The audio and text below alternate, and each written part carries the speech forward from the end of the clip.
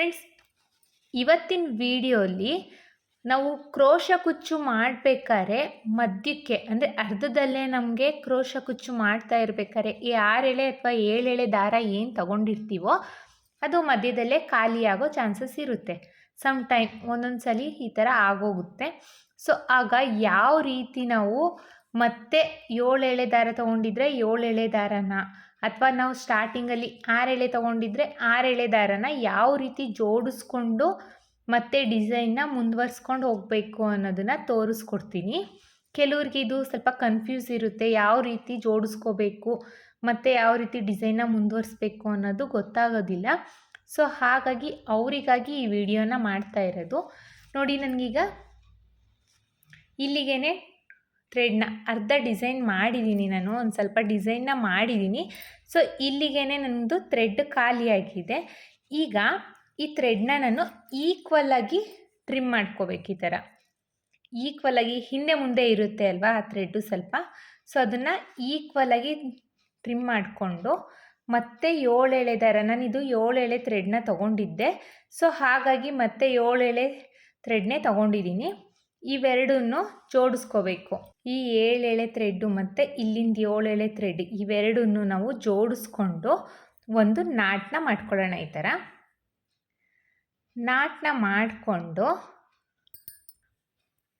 ಈ ಥರ ಟೈಟಾಗಿ ಎಳ್ಕೊಳ್ಳಿ. ನಾಟ್ ಆದಮೇಲೆ ಇದು ನೋಡಿ, ಈ ಥರ ಎಳ್ದು ನೋಡಿ ಬಿಚ್ಚೋಗುತ್ತಾ ಅಂತ. ತುಂಬ ಟೈಟಾಗಿ ಎಳಿಬೇಡಿ, ಇದು ಸಿಲ್ಕ್ ಥ್ರೆಡ್ಡು. ಸೊ ನಿಮಗೆ ಗೊತ್ತಿರುತ್ತೆ ಸಿಲ್ಕ್ ಥ್ರೆಡ್ಡು ಜಾಸ್ತಿ ರಫಾಗಿ ಯೂಸ್ ಮಾಡಿದ್ರೆ ಕಿತ್ತೋಗೋ ಚಾನ್ಸಸ್ ಇರುತ್ತೆ ಅಂತ. ಸೊ ಈ ಥರ ಸ್ವಲ್ಪ ಬಿಗಿ ಇದೆಯಾ ಅಂತ ನೋಡಿಕೊಂಡು ರಿಮೈನಿಂಗ್ ಏನು ಥ್ರೆಡ್ಸ್ ಇದ್ದಾವೆ ಈ ಥ್ರೆಡ್ಸ್ನ ಕಟ್ ಮಾಡ್ಕೊಂಬಿಡಿ. ಈ ಥರ ಕಟ್ ಮಾಡ್ಕೊಂಬಿಡೋಣ. ಈಗ ಇದನ್ನು ಯಾವ ರೀತಿ ಸೀರೆಗೆ ಅಟ್ಯಾಚ್ ಮಾಡಬೇಕು ಅನ್ನೋದನ್ನು ತೋರಿಸ್ಕೊಡ್ತೀನಿ.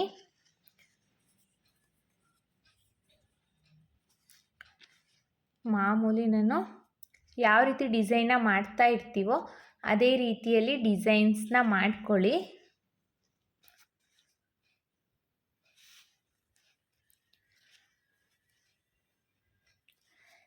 ಈಗ ಲಾಕ್ನ ಮಾಡ್ಕೋಬೇಕು. ಸೊ ಈ ಥ್ರೆಡ್ಡು ಬ್ಯಾಕ್ ಸೈಡ್ ಹೋಗಬೇಕು, ಆ ರೀತಿ ನೋಡಿಕೊಂಡು ನಾನು ಲಾಕ್ನ ಮಾಡ್ಕೋಬೇಕಾಗುತ್ತೆ.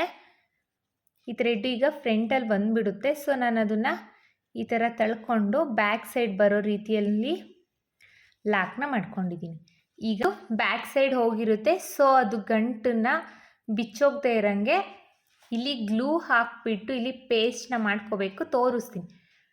ಈಗ ಮತ್ತೆ ನಾವು ಯಾವ ರೀತಿ ಡಿಸೈನ್ನ ಮಾಡ್ಕೊಳ್ತಾ ಹೋಗ್ತಿದ್ವೋ ಅದೇ ರೀತಿಯಲ್ಲಿ ಡಿಸೈನ್ನ ಮುಂದುವರ್ಸ್ಕೊಂಡು ಹೋಗಬೇಕು.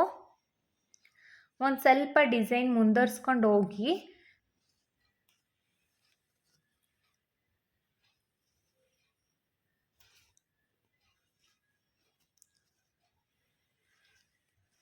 ಡಿಸೈನ್ನ ಮುಂದುವರಿಸ್ತಾ ಇದ್ದೀನಿ. ಸೊ ಈಗ ಇಲ್ಲಿ ಏನು ಥ್ರೆಡ್ ಇದೆ ಈ ಥ್ರೆಡ್ಡಿಗೆ ಸ್ವಲ್ಪ ಇಲ್ಲಿ ಬಿಟ್ಕೊಳ್ಳೋಣ. ಈ ಥ್ರೆಡ್ ಏನಿದೆ ಬ್ಯಾಕ್ ಸೈಡಿಗೆ ಹೋಗಿದೆ ಅಲ್ವ ಈ ನಾಟು, ಈ ನಾಟಿಗೆ ಫ್ಯಾಬ್ರಿಕ್ ಗ್ಲೂನ ಹಾಕಿಬಿಟ್ಟು ನಾವು ಸ್ಟಿಕ್ ಮಾಡಿಬಿಟ್ರೆ ಅದು ಬಿಚ್ಚೋಗೋದಿಲ್ಲ ಮತ್ತು ಹಿಂದ್ಗಡೆ ಅದು ಗಂಟು ಮಾಡಿದ್ದೀವಿ ನಾವು ನಾಟ್ ಮಾಡಿದ್ದೀವಿ ಅನ್ನೋದನ್ನು ಕಾಣಿಸೋದಿಲ್ಲ ಫ್ರೆಂಡ್ಸ್. ಸೊ ಹಾಗಾಗಿ ಹೇಳ್ತಾ ಇದ್ದೀನಿ. ಇದು ಕೊನೆಯಲ್ಲೂ ಮಾಡ್ಕೋಬೋದು, ಡಿಸೈನ್ ಪೂರ್ತಿ ಎಂಡ್ ಆದಮೇಲೂ ಮಾಡ್ಕೋಬೋದು. ನಿಮಗೆ ಗೊತ್ತಾಗಲಿ ಅನ್ನೋ ಕಾರಣಕ್ಕೆ ನಾನು ಸ್ಟಾರ್ಟಿಂಗಲ್ಲೇ ಮಾಡಿ ತೋರಿಸ್ತಾ ಇದ್ದೀನಿ. ಈ ಥರ ಗ್ಲೂನ ಹಾಕಿಬಿಟ್ಟು ಅದು ಪೇಸ್ಟ್ ಆಗಿಬಿಡುತ್ತೆ. ಸೊ ಇಲ್ಲಿ ಗಮ್ ಆಗಿಬಿಡುತ್ತೆ, ಅದು ಅಂಟ್ಕೊಳ್ಳುತ್ತೆ, ಬಿಚ್ಚೋಗೋದಿಲ್ಲ.